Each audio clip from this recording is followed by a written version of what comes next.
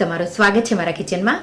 આજે આપણે બનાવીશું વરસાદમાં ખાવાની મજા પડે એવું થોડું અલગ મેંદા વગર વેજ ડ્રાય મંચુરિયન. તો ઘરમાં જો રોટલી બચી ગઈ હોય તો એમાંથી આપણે આ વેજ ડ્રાય મંચુરિયન બનાવીશું. તમને ખબર પણ નહીં પડે અને ખાવામાં ખૂબ જ સ્વાદિષ્ટ, બનાવવામાં બહુ સરળ. જો તમને મારી રેસિપીઓ ગમતી હોય અને હજુ સુધી ચેનલને સબસ્ક્રાઈબ ન કર્યું હોય તો સબસ્ક્રાઈબ કરજો અને બાજુમાં આપેલી ઘંટી દબાવજો એટલે નવી નવી રેસિપીના નોટિફિકેશન આવે. તો ચાલો બનાવીએ. તો એના માટે મેં અહીંયા 4 લોકો માટે હું આ મંચુરિયન બનાવી રહી છું. તો 4 રોટલી મારા પાસે બચી છે. તો આ ગરમ ગરમ જ છે. થોડી જો ડ્રાય થઈ ગઈ હોય તો વધારે સારું. તો આ રીતે 4 રોટલીના ટુકડા કરી મેં મિક્સર જારમાં ટ્રાન્સફર કરી દીધું. હવે 4 થી 5 વાર તમે પલ્સ કરશો એટલે રોટલીનો આવો ચૂરો તૈયાર થઈ જશે. એ ચૂરાને આપણે એક બાઉલમાં કાઢી લઈશું અને હવે એમાં આદુ મરચાં લસણની પેસ્ટ પણ બનાવી લઈશું. તો એક જ લીલું મરચું, આપણે ચીલી સોસ વાપરવાના હોઈએ, તીખું ન થઈ જાય, બાળકો ન ખાઈ શકે એટલા માટે એક જ લીલું મરચું, 2 ઇંચ આદુના ટુકડા અને 15 જેટલી લસણની કળીઓ લઈ અને એને પણ પલ્સ કરી દરદરી એવી પેસ્ટ કરીશું. તો તમે જોઈ શકો છો કેવી છે. તો આવી પેસ્ટ તમારે વાટવાની છે. હવે ચોપર લેશું. ચોપરમાં એક ગાજર મોટું, એને છાલ ઉતારી આવા ટુકડા કરી અને ચોપરમાં આપણે એને ઝીણું ઝીણું આ રીતે ચોપ કરી લઈશું.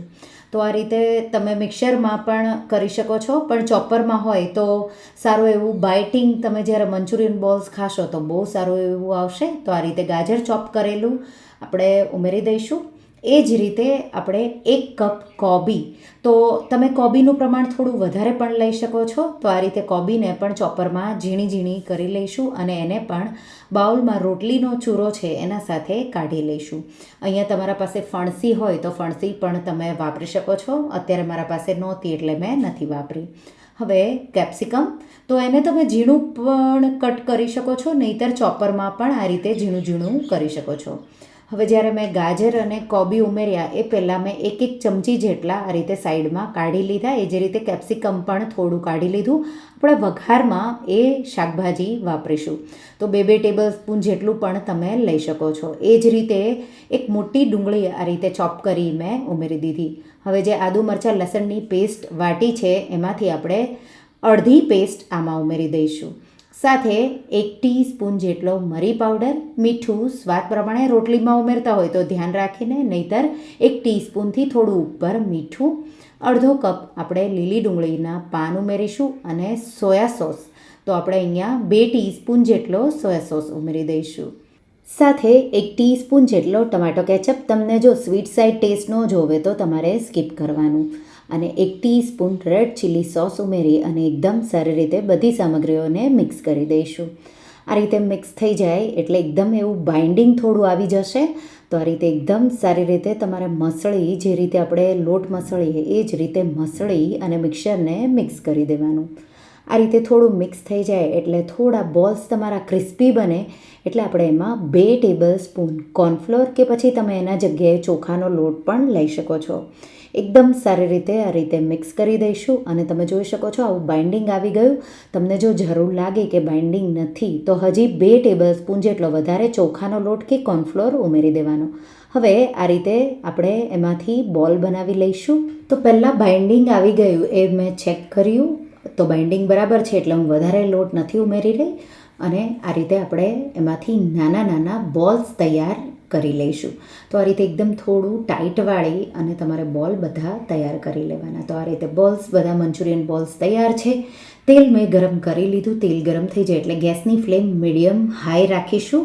તો મીડિયમ નથી કરવાની, થોડી મીડિયમ હાઈ રાખવાની. અને પછી જેટલા બોલ્સ આવે એટલા આપણે ઉમેરી દઈશું. 1 મિનિટ જેવા એને ફ્રાય કરી સાઈડ ચેન્જ કરીશું. તો થોડી વાર તમારે બોલને ટચ નથી કરવાના. 1 મિનિટ પછી જ ડાયરેક્ટ તમારે એની સાઈડ ચેન્જ કરવાની.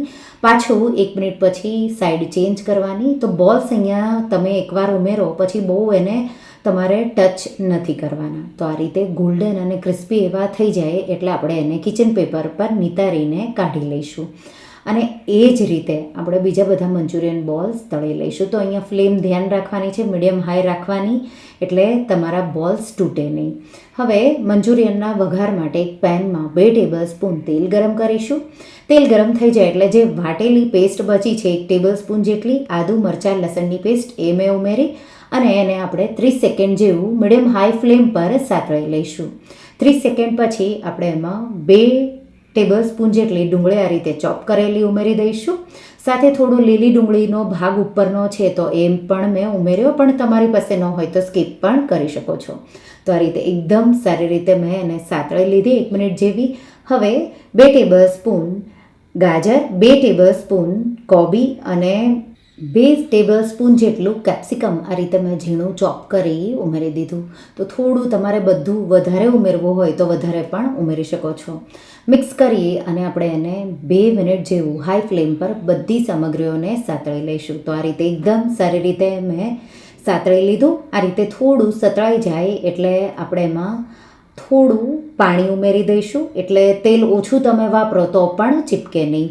તો અહીંયા મેં અડધો કપ જેટલું અત્યારે પાણી ઉમેરી દીધું. મિક્સ કરી અને પાછું મેં 1/4 કપ જેટલું ઉમેરી દીધું. હવે પાણીને આપણે ઉકળવા દઈશું. આ રીતે પાણી ઉકળવા લાગે એટલે આપણે એમાં 2 થી 3 ટીસ્પૂન જેટલો સોયા સોસ, અને હું ટમાટો કેચઅપ હવે નથી વાપરી રહી, વધારે પડતો થોડો ગળ્યો ટેસ્ટ ન આવે એટલા માટે. અને સાથે આપણે 1 teaspoon chilli sauce, red chilli sauce કે તીખાશ તમને જોવે એ રીતે, સાથે અડધી ટીસ્પૂન જેટલું વિનેગર મેં ઉમેર્યું. મિક્સ કરી દઈશું. તો મેં એપલ સીડર વિનેગર ઉમેર્યું છે. મિક્સ કરી દઈશું અને થોડું એને ઉકળવા દઈશું. આ રીતે પાછું ઉકળવા લાગે એટલે આપણે કોર્નફ્લોરની સ્લરી, તો સફેદ મકાઈનો લોટ છે એ 1 ટેબલ સ્પૂન જેટલો લેશું અને એમાં આપણે 1/4 કપથી થોડું ઉપર પાણી ઉમેરી અને આ રીતે સ્મૂથ થાય ત્યાં સુધી મિક્સ કરી દઈશું. આ રીતે મિક્સ થઈ જાય સારી રીતે એટલે જે ગ્રેવી ઉકળે છે એમાં આપણે ઉમેરી દઈશું. આ રીતે બધું જ ઉમેરી દેવાનું. તમારે નીચે આ રીતે ચલાવતા જઈ એકસાથે ઉમેરી દેવાનું.